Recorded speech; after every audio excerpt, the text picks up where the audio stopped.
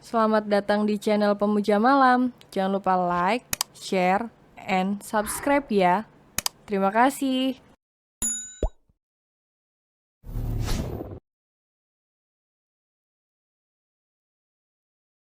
Chapter 36. Awalnya bahagia, kenapa endingnya menyedihkan?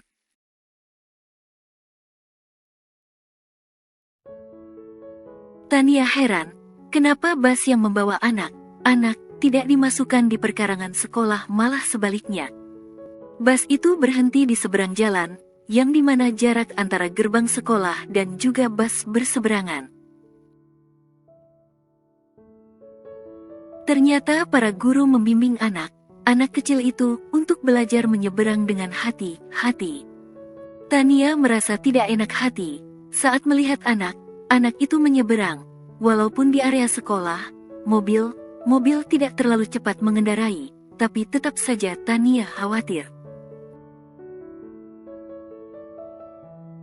Saat semua anak dan juga para wali sudah sampai di depan gerbang sekolah, Tania segera mencari Dio, tapi sayang anak itu tidak ada.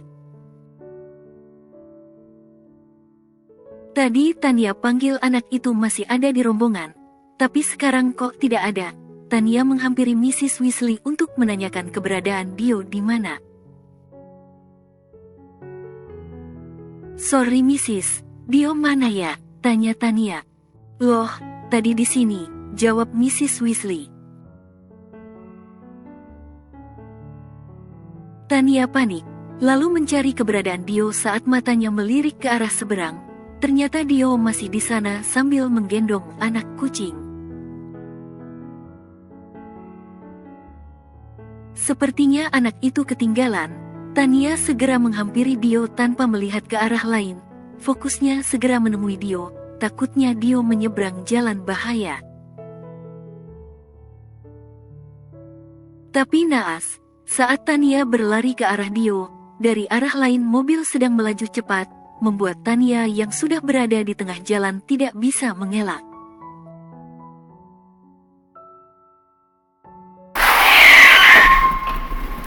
Suara benturan yang nyaring terdengar membuat semua orang yang di sana terkejut dan spontan berteriak. "Mrs. Tania!" teriak Mrs. Weasley. Tubuh Tania terpental cukup jauh akibat ditabrak mobil. Seketika kondisi di sana riuh dengan anak yang menangis dan orang tua yang kaget akan kejadian itu. Dio anak itu sampai melotot, dan diam saat melihat tubuh Tania tertabrak dan juga terpental. Mereka segera menghubungi ambulans. Mrs. Weasley segera mengambil Dio, dan menenangkan anak itu yang masih syok. Sedangkan tubuh Tania dihampiri oleh orang, dan juga Alexander yang jelas melihat kejadian itu. Alex sangat syok melihat itu. Saat Alex melihat wajah Tania sudah dipenuhi dengan darah, Alex bingung dia harus bicara apa sama Darian. Alex sudah tahu hubungan Darian dan juga Tania. Ambulans sudah datang, tubuh Tania diangkat ke berangkar. Alex menemani Tania di dalam ambulans. Terlihat anggota medis yang sibuk memberi pertolongan pertama untuk Tania.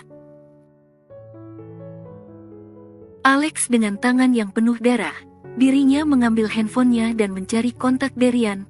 Dimanapun Darian harus tahu, sambungan terhubung dan untungnya Darian cepat mengangkat panggilannya. "Halo Lex," ucap Darian di seberang sana. Alex masih diam meski suara Darian sudah terdengar di seberang sana. Dengan tangan yang sedikit gemetar Alex mencoba berbicara.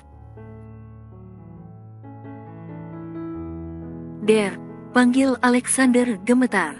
"Ada apa? Kenapa nada bicara lu seperti itu? Lu gak apa-apa?" tanya Darian. "Gue gak apa-apa, Der, ini urgen," ucap Alexander. "Ada apa sih? Kok di situ rame? Lu udah balikkan dari acara sekolah?" tanya Darian. "Iya, tapi gue lagi mau ke rumah sakit," ucap Alexander. Siapa yang sakit? Ngomong yang jelas Lex, ucap Darian. Ada nada khawatir yang Darian lontarkan. Anak gue baik, baik aja kan? Tanya Darian. Iya, tapi Tania, yang gak kenapa, kenapa? Ucap Alexander. Ucapan Alexander membuat Darian menegang. Ada apa? Darian mulai merasakan gejala tidak enak. Ah, ada apa sama Tania Lex? Dia gak apa? Apa kan? Tanya Darian gugup. Tania kecelakaan. Ucapan Alexander membuat kaki Darian lemas. Apa katanya Tania kecelakaan? Jangan bercanda lu, gak lucu, ucap Darian lirih. Gue serius, sebentar lagi gue sampai di rumah sakit, gue Sherlock lokasinya, ucap Alexander. Panggilan berakhir, dengan sampainya mereka di rumah sakit, Tania yang sudah terpasang oksigen dan juga infus, segera dikeluarkan dari dalam ambulans dan segera dibawa ke UGD.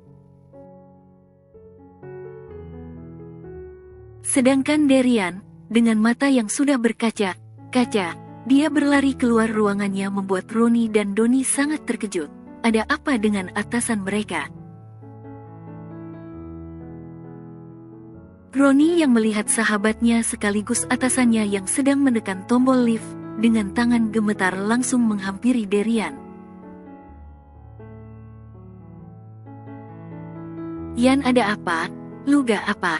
Apa? Tanya Roni. Gue harus cepat ke rumah sakit Ron, ucap Darian sambil terus menekan tombol lift agar segera terbuka.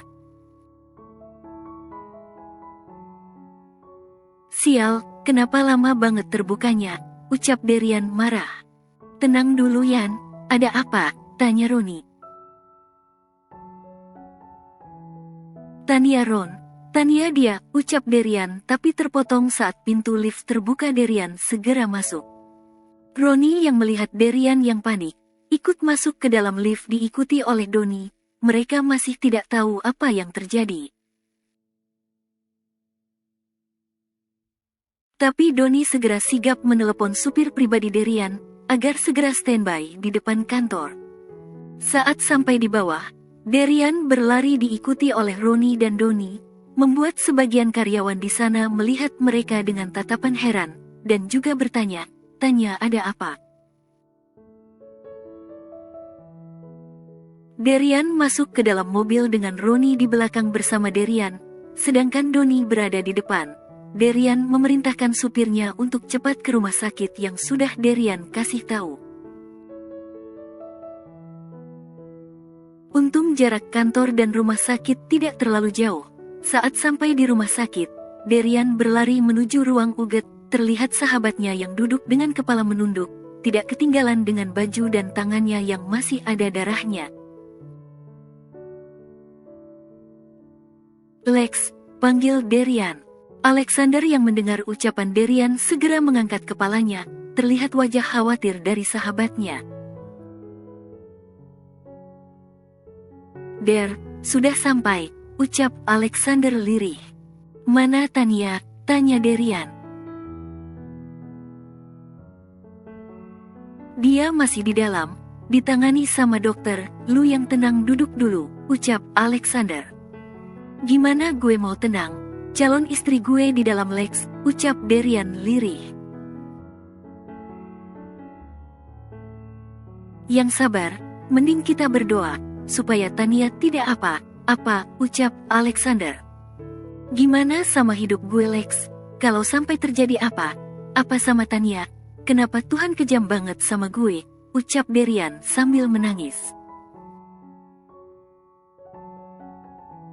Maafin gue Der, ucap Alexander. Kenapa ini bisa terjadi Lex? Bulan depan gue mau nikah sama dia, persiapan sudah 80%. Tapi kenapa semua ini malah terjadi? Apa gue gak boleh bahagia? Ucap Darian. Yan, jangan ngomong begitu, ini sudah takdir, ucap Roni. Harus takdir seperti apa lagi Ron yang harus gue jalani, penderitaan, dan juga apa yang harus gue kasih tahu ke orang tua Tania. Pasti mereka sangat kecewa sama gue karena gak bisa jaga anaknya, ucap Derian. Sahabat Derian bisa melihat keputus asaannya. Mereka tahu gimana menderitanya Derian saat dulu ditinggal istrinya. Walaupun Derian telat menyadari rasa terhadap mendiang istrinya, tapi tetap sahabatnya bisa melihat kesedihan di mata Derian. Dan sekarang terulang kembali, malah lebih parah. Yang berada di dalam antara hidup dan mati adalah seseorang yang sangat Derian cintai. Sudah 3 jam Tania ditangani dokter, lampu masih berwarna merah. Karena 1 jam yang lalu dokter mengatakan adanya darah yang tersumbat di otak. Tania harus segera dioperasi. Mau menunggu orang tua Tania, mereka masih di jalan. Orang tua Derian dan orang tua Tania saat mereka diberitahu semuanya terdengar syok. Apalagi orang tua Tania saat diberitahu keadaan Tania, sangat terdengar sangat sedih. Orang tua Derian sudah sampai. Derian melihat sang anak yang digendong kakeknya. Derian paham kalau dia masih syok. Anak itu sedari tadi menangis sambil memanggil nama Tania. Gimana? Sudah ada kabar dari dokter? Tanya Danu. Belum Pak, ucap Derian lirih. Kenapa bisa terjadi sih? Ucap Santi sedih. Santi sangat menyukai Tania, gadis itu yang membuat hari anaknya lebih hidup. Apalagi untuk cucunya, Dio sangat bahagia saat dekat dengan Tania. Semua sudah takdir mah, tidak bisa kita tolak, ucap Danu. Tak lama terdengar suara langkah kaki yang mendekat, saat mereka melihat ternyata sahabat Tania yang datang. Ririn sangat terkejut saat mendengar kabar ini. Dia tidak menyangka sahabat satu-satunya akan berada di dalam ruangan itu. Pak Derian, gimana keadaan Tania Pak? Tanya Ririn. Belum ada kabar terbaru lagi, para dokter masih di dalam, ucap Derian lirih. Wajah Derian sudah sangat frustasi. Rambut yang acak-acakan. Ririn duduk di samping Santi. Ririn sama merasakan kesedihan itu. Bagaimanapun Tania sahabat yang Ririn punya, tapi sekarang sahabatnya berada di dalam memperjuangkan hidupnya. Terdengar kembali suara langkah kaki diiringi sedikit berlari, ternyata keluarga Tania sudah datang. Wajah sang ayah sangat tersirat kesedihan dan juga kekhawatiran dengan masih menggunakan kruk untuk membantu berjalan. Wajah sang ibu sudah sembab, mungkin karena menangis yang terlalu lama, dan juga wajah kedua adik kembar Tania yang memerah menahan tangis. Nak Derian, gimana keadaan putri ayah? Tanya ayah Tania. Masih di dalam ya? Maafin Derian yang gak bisa jaga Tania dengan baik, ucap Derian sedih, sudut matanya mengeluarkan air mata yang cepat Derian hapus. Ya Allah, Cah Ayu, ucap ibu Tania dengan tangisannya. Berdoa saja Bu, semoga putri kita baik saja di dalam, semoga Allah masih memberi umur panjang, ucap ayah Tania. Semua orang sangat sedih dengan musibah ini. Kejadian ini di luar ekspektasi mereka. Awalnya bahagia, kenapa endingnya menyedihkan?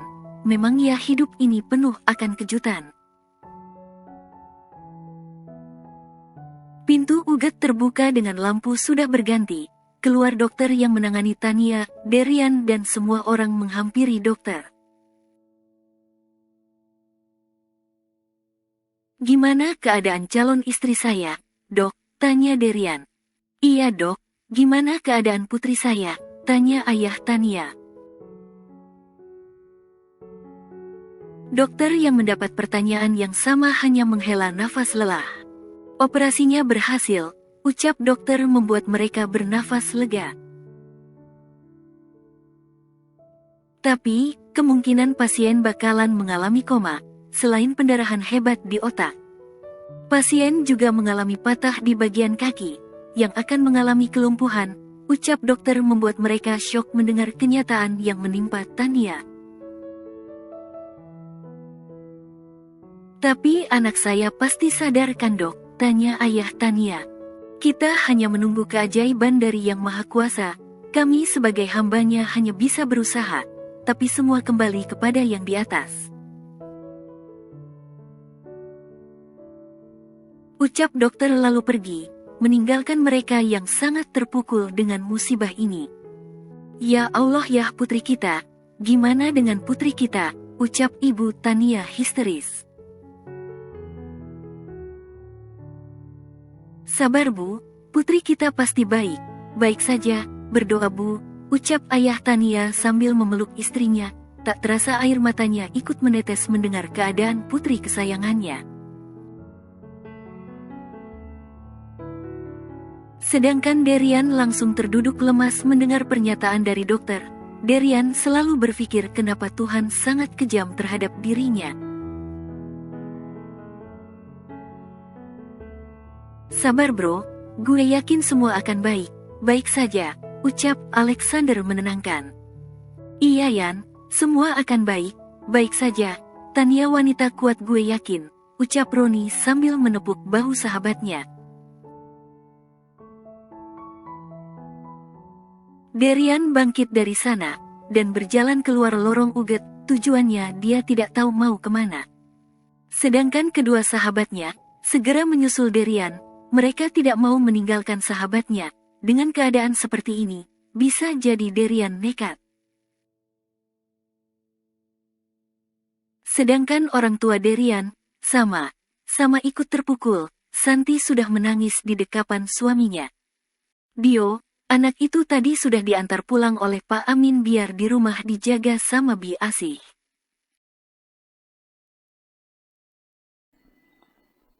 Bersambung.